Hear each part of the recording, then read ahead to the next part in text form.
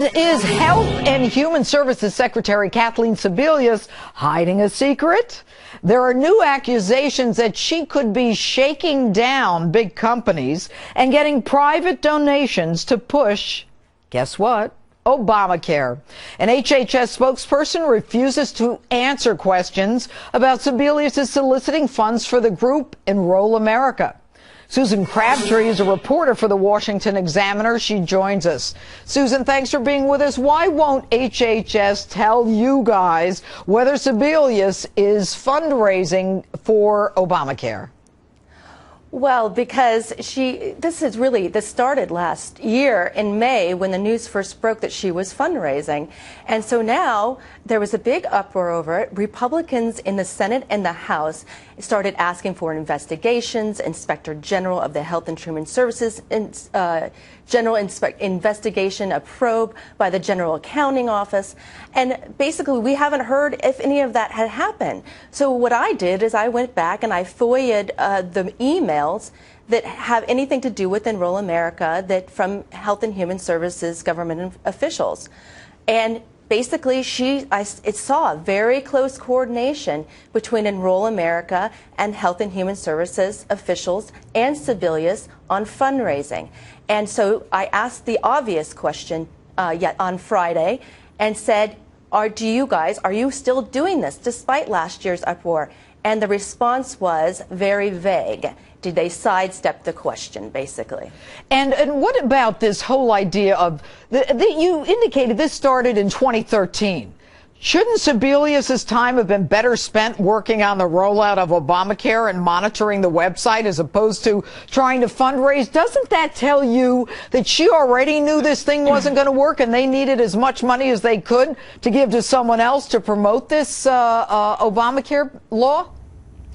Well, they were very concerned because Congress had defunded any attempt to promote the Obamacare rollout in the fall. So they're saying this is their plan B and that this is the way that they're going to be able to promote the law. Get an outside group. It's something that the Obama administration is very familiar with. They do that with they transform their campaign committee into an outside group that promotes the president's agenda now.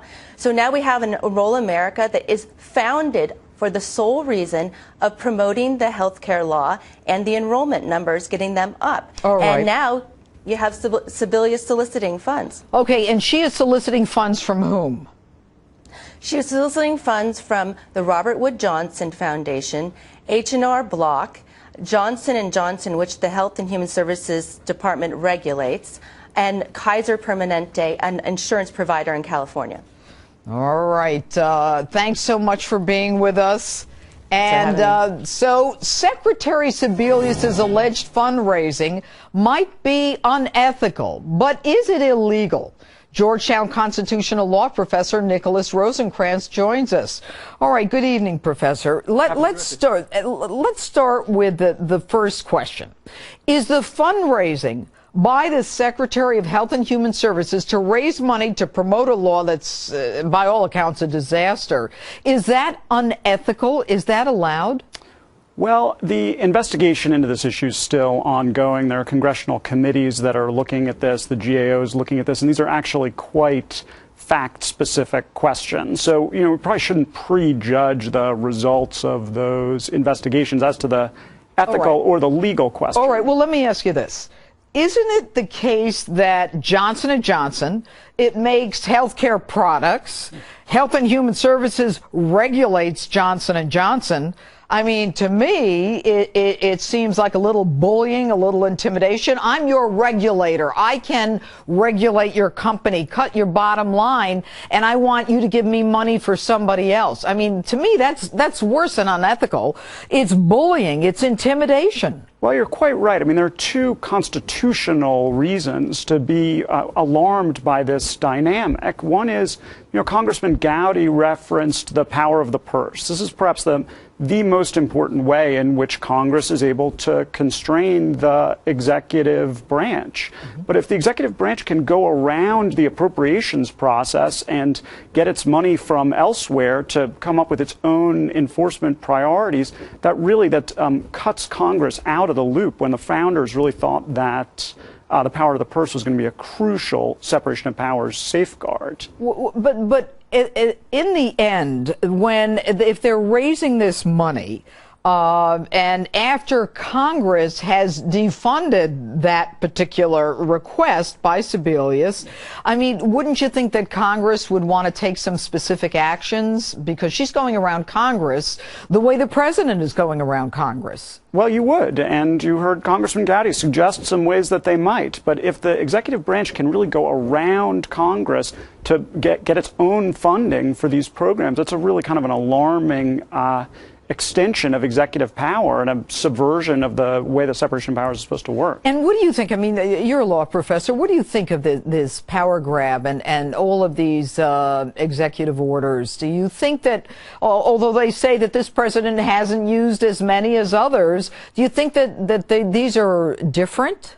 I do. So it's how? Well, it's not a matter of the number of executive orders. There's nothing wrong with an executive order in itself. The problem is that some of these executive orders are flatly inconsistent with statutory text, with what the acts of Congress tell the president to do. You know, perhaps the clearest example of these suspensions of Obamacare. So the statute could not be clearer about the date when it kicks in, and the president has, on his own motion, said he's going to enforce it, you know, a year later, and now it's another year later, and it's against some people but not other people. And you know, the Constitution is so incredibly clear that, you know, this president is supposed to faithfully execute his duties, and at the same time, it seems as though the president is just ignoring the Constitution. And even though people are complaining about it, why do you think that there hasn't been more of a public outcry? Or better, can we do anything about it? Well, those are good questions. You know, the congressman suggested some things we can do about it. Ultimately, you know, our check is elections. So our check is to be better educated about this, to monitor our elected officials, to be certain that they are adhering to their constitutional duties, and to vote accordingly. If you find your elected officials are not following the Constitution or not fulfilling their duty to take care that the laws be faithfully executed.